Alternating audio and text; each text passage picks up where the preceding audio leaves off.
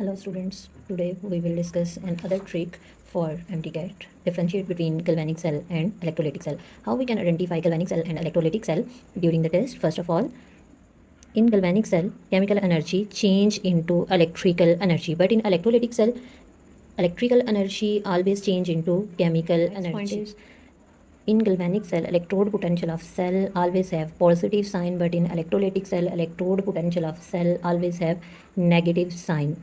Here galvanic cell salt bridge is always required. Salt bridge required, but in case of electrolytic cell, no salt bridge is required. Anode have negative charge and oxidation can take place, and cathode have positive charge and reduction take place. But in case of electrolytic cell, anode have positive charge and oxidation take place, and cathode have negative charge, so reduction take place. During electrogalvanic cell, mass of anode decrease. Mass of anode always decrease with time. But in electrolytic cell, mass or concentration at anode increase with time. Cell mass of cathode increase with time, but in electrolytic cell, mass of cathode decrease with time. Now we will discuss the symbol of cell. Here zinc behave as an electrode and zinc ion solution. These parallel lines indicate the salt bridge, and copper solution and copper electrode. Here the symbol of battery or cell. Positive terminal is anode and negative terminal is cathode. Now we will discuss the examples of galvanic or electrolytic cell.